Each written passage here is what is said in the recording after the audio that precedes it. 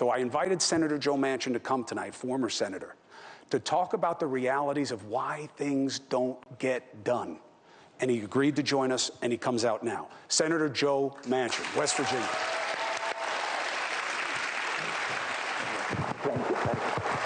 Good to see you. Good to see you. Hey, Stephen, how are you? Good to see you. Thank you for having me on. Absolutely. I think the world of you, too. Now, I asked Joe to do something else for me as a favor also, especially now that he's not in office. I asked him to stay the rest of the time, so that we could get his perspective on each of these different conversations because we're going to have members of Congress, okay? And they're going to be on different sides and talking to us about things that Joe lived. You heard Homan. Yeah. You heard Fetterman. Yeah. What do these men and women need to know about where the points of resistance are in getting anything done? Well, in getting things done, John knows pretty well how the system should work, okay? He's been there, he came there as I was leaving. But the problem is nobody knows anybody. It's hard to say no to your friend. You want to work with them. You want to try to get the yes. It's easy to say no to somebody you don't know. Well, guess what? We come in on Monday. I'll give you an example of how the Senate, at least I can speak about that, but also the House too.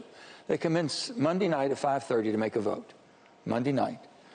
Tuesday, Wednesday. By Thursday at 2 o'clock, they're all on an airplane going back home. No one hardly lives there anymore, so no one knows each other. You don't know who your wife's name or your spouse's name or your children's name, so you're not building relationships. They need to change the process, and people said, do you think it's going to change? It's not going to change as long as they have control of the rules. You know, and the senators aren't going to change it. They like what they're doing. It used to be people stayed there. There needs to be a living stipend. You got 70 people sleeping in their office on a rollaway bed, 70 Congress people. It doesn't work at all. And if you did that, and then also change the rules. When I first got there, they said, you know, you have to go over and make phone calls and raise money for your PAC. And you're expected to give to the other side, no matter who's running. So Republican, Democrat, Democrat, Republican, if your friend's up and they're on the other side of the aisle, whoever's running against them, you have to give them $5,000 out of your PAC for the primary, $5,000 out of the general. I said, where I come from, if you try to get me fired every time I go to work and then you want me to work with you on the way, I said, that's not going to work well. We're going to have a conversation. That's not going to be a fun time. So you've got to change the rules, how we should live with us civilly with each other. Who has control of the rules? The Senate, whoever's the majority, the senators. And they're not going to change it right now because all the power's been equated to four. They call them the four corners. You have the Speaker and the Minority Leader in the House, okay, Hakeem Jeffries. Then you have John Thune, Majority Leader, and you have Chuck Schumer. Those four offices kind of run everything. Say you were the dictator of the Senate. Okay. All right, you're in charge. I like to do that. No one can defy. Right. How do you solve the shutdown? Well, the shutdown should never happen. I know, but okay, how do you solve it? If I was a dictator and I had an office, let's say the Roosevelt Room in the White House, okay, I'd bring him over there, I'd lock him in there, I'd feed him breakfast, lunch, and dinner, and have a cot for him to sleep in because they're not leaving until they fix it.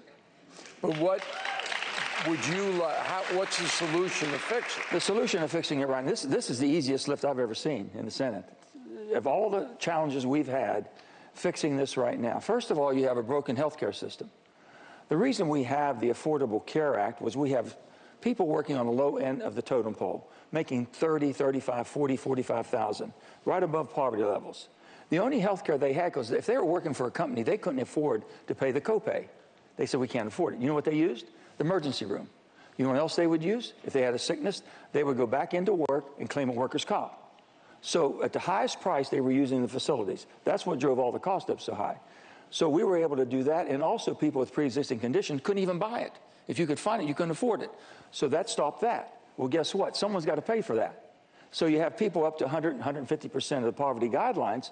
Then the Democrats wanted to go further. They want to keep expanding it. That means the cost is going to fall on the taxpayers, the revenue treasurer. So then it went to 400% with COVID. They're trying to bring it back. It's hard to bring something back when you've given it, because the people that were in the 200,000 income, 300,000, it was still a big chunk out of them what they had to pay. Especially if you're going to give a tax cut. They were given to, okay, yeah, you got that right too. Well, we'll go into that. But anyway, so they got to that point there, Chris, and someone says, okay, we got to ratchet that back. We're going to go back to pre-COVID. Well, you're not going to go back to pre-COVID overnight. So all they do is have an extension. They have good ideas on both. Democrats, Republicans are talking in private. Go 1 year, get back and say, guys, we're going to basically freeze it at 1 year. And then by 1 year, we're going to roll back to 200% of poverty guidelines and then try to get back to the other. Thank you for watching. Subscribe below and download our NewsNation app right now on your phone, and you will get fact-based, unbiased news for all Americans.